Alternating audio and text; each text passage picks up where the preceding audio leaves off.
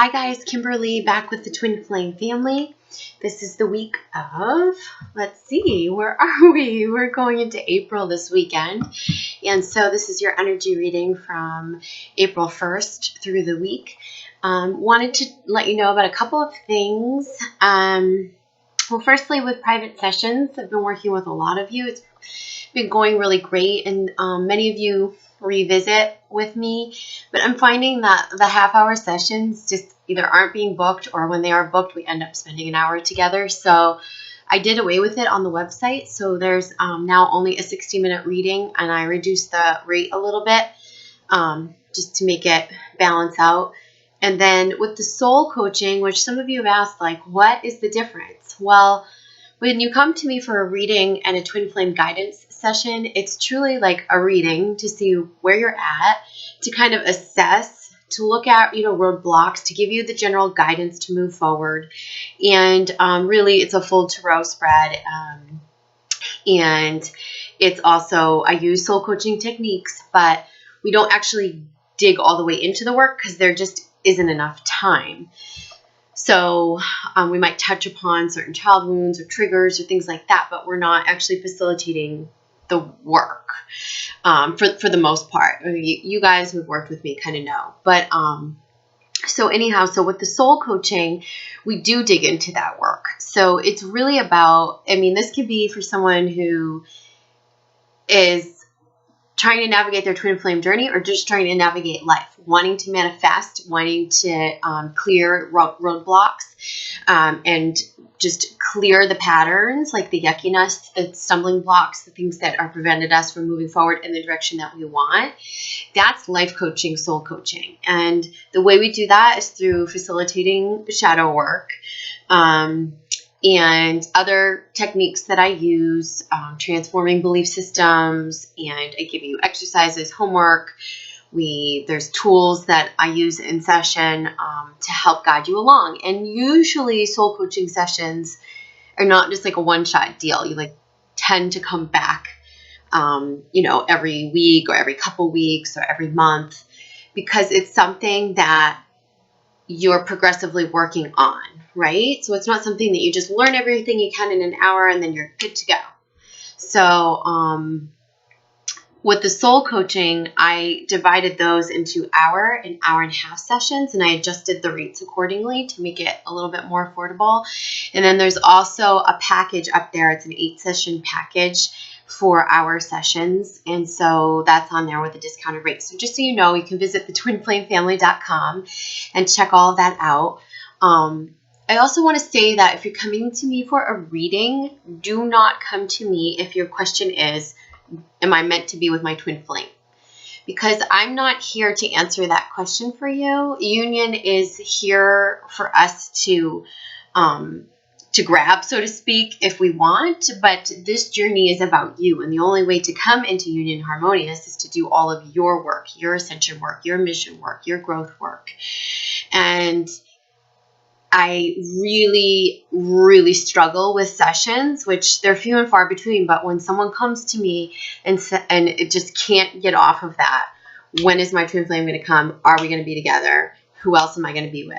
And it's like, listen, you got work to do. And so it's really hard to focus on those timelines. Now, often in the cards, I can see what's kind of going to transpire over the next year and kind of give you a framework of how to push ahead and what opportunities are here for you to walk into, and how to get some doors open, and how to navigate so that you can come together in a union. But to come to me and to say, during the session, to just keep going back to, am I going to be with my twin flame? But I don't understand, am I going to be with my twin flame? But am I going to be with my twin flame? And I have to say to you, you just honestly need to do more work with learning what twin flames are, what the ascension process is, because it's not about, are you going to come together with your twin flame?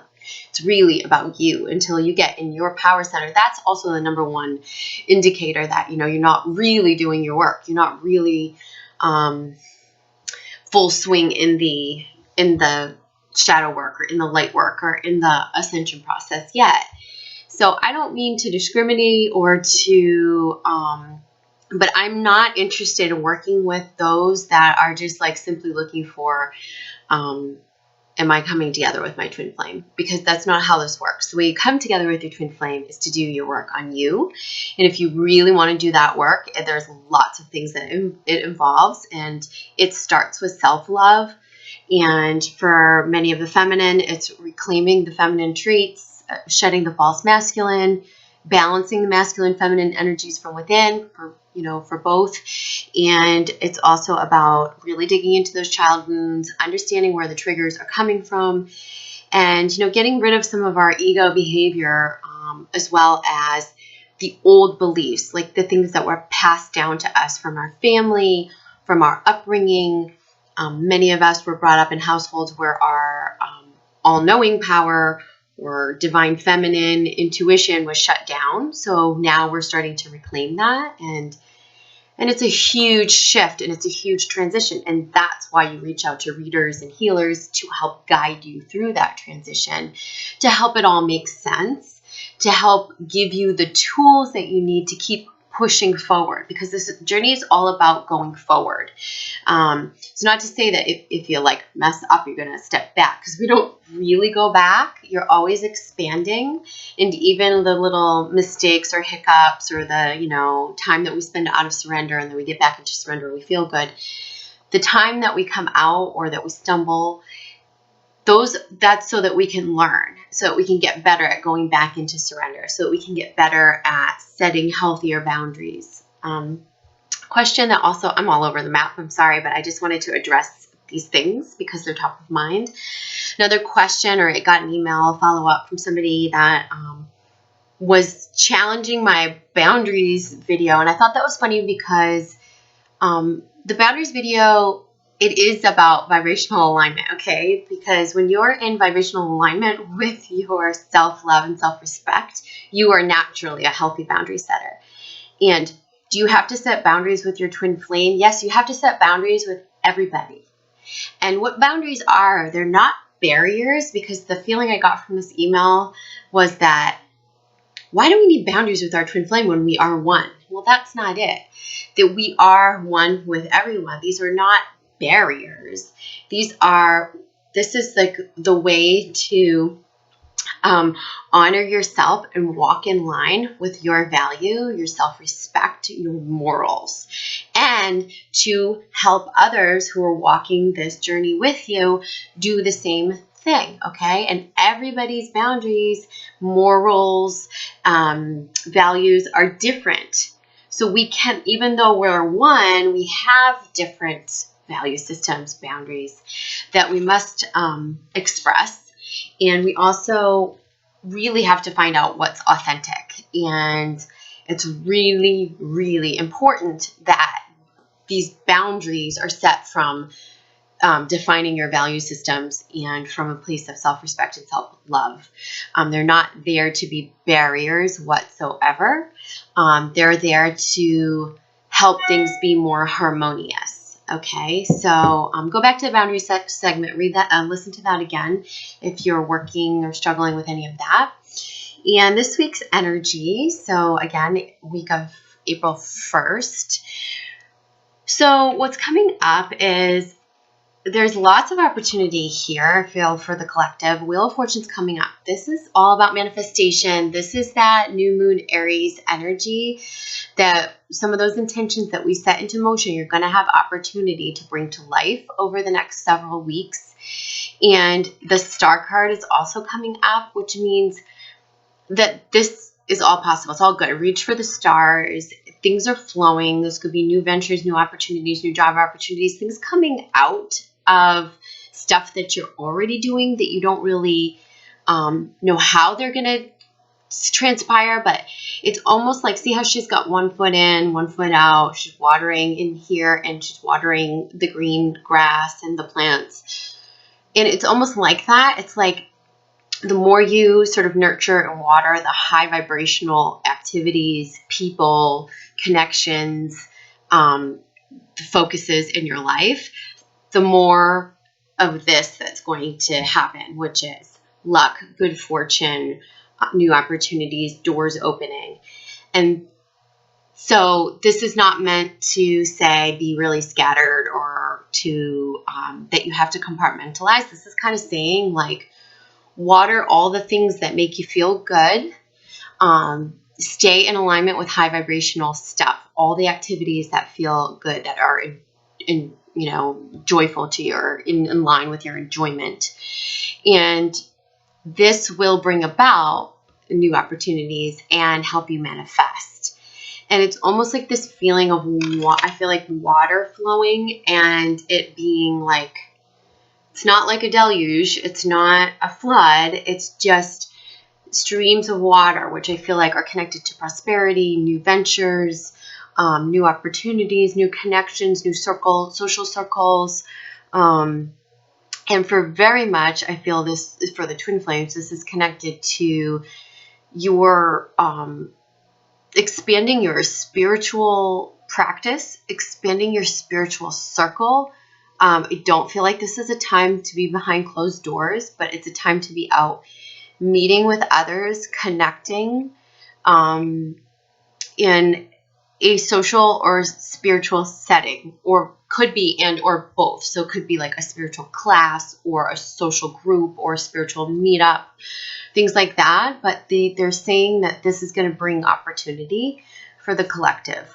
Also, what's coming up here is the Six of Pentacles, and this is really about taking support, receiving support from others, okay? This is not like that we are, when we ask for help or find a mentor or pair up with somebody who can offer us assistance. This does not mean that we are beggars. It means that we are utilizing our tools and resources around us to help navigate. Like, remember I just said, working with your guides, with your healers, and with your readers, that's like they're helping give you the tools.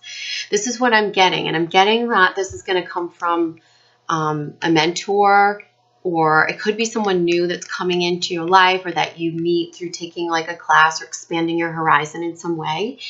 And there's assistance for you here, assistance to gain more balance in your spiritual practices, as well as opportunities to expand upon, your earthly endeavors, whether that be work or mission. But they're saying don't be afraid to, it's not necessarily lean on others for help, but to receive the assistance as it comes in. And that's very connected to our divine feminine. That's about not being shut down, not being closed off, not being like too proud to accept assistance or accept, knowledge or advice, because it's there for us. And so we're being asked to go out and just receive that.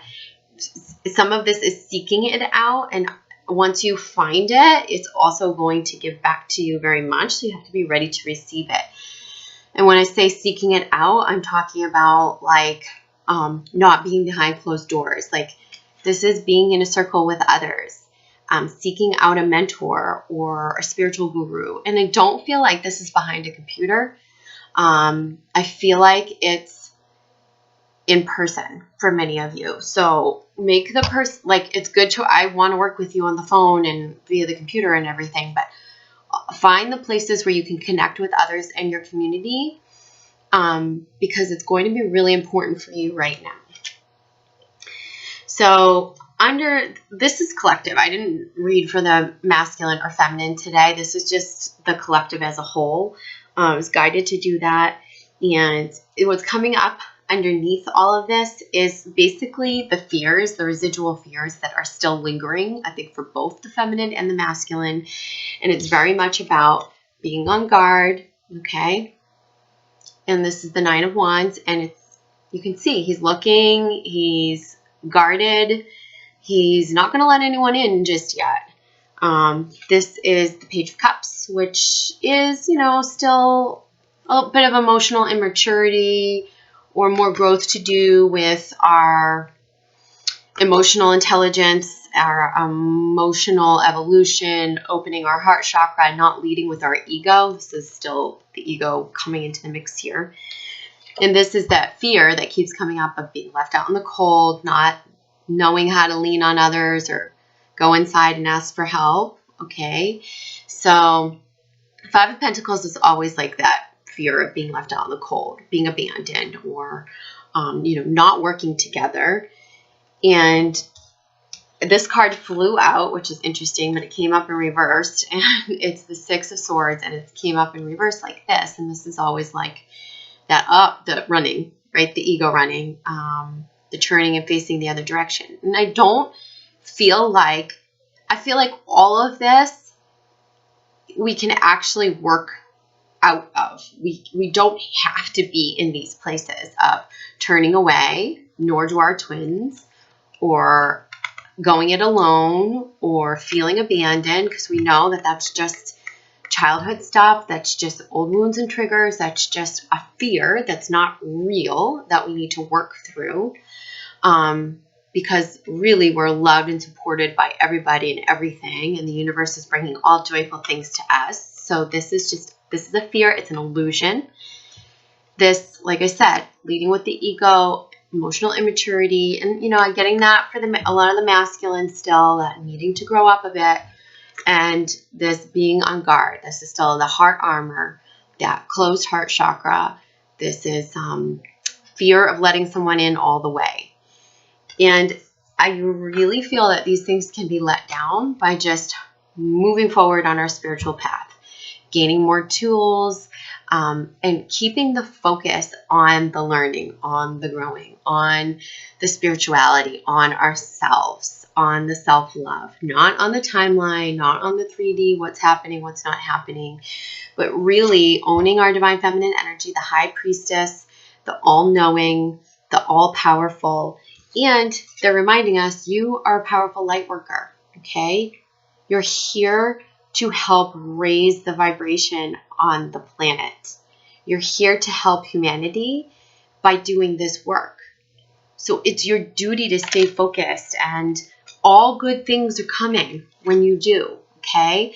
And it's like when we take the focus off of our spiritual work and our self-love and our reclaiming our feminine and our working through our wounds, and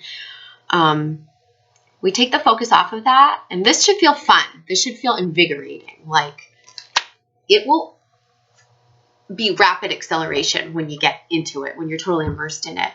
And when we digress, and I say digress, and I mean when we go back into old ways, like being guarded, running, fear of abandonment, and ego type behavior. We all know, most of us know, those of you who watch my videos, like, many of you have evolved past this, but there's just little strains in here that call us back into default mode sometimes, as well as our twins. And we have to be patient and compassionate, and we have to just know that these are the lingering things that are being called to be healed. And for many of you, because it's just a little adjustment or just a little awareness, I would just advise you to shift back into what feels light, what feels good, what feels opportunistic. And this really, if you're really in the ascension process, is going to be doing your spiritual work. It's going to be doing your mission work. It's going to be doing your healing. And I'm hearing from a lot of you going, I really feel good. Like, I'm really in my power, and this feels better to me than talking to my twin flame right now. And that's probably the best place to be, because then you can just love that soul at a soul level from in the 5D, while you propel forward both in your spiritual journey as well as your 3D journey. You've got things to do, doors to open, seeds to plant, seeds to water, and new opportunities that are going to be sprouting up around you. So this is the time to keep the focus on you. And this doesn't mean to be, I'm not telling you to be selfish, but in a way, doing our self-love work is a little selfish, and that's the way it's supposed to be. You can look up Abraham Hicks videos about this. She talks a lot about this. Is it selfish to be self-loving? to work on what we want to manifest, to know what we deserve. Look that up. Abraham Hicks in, self-love. What's selfish? What's not? Okay? Because she explains it really well.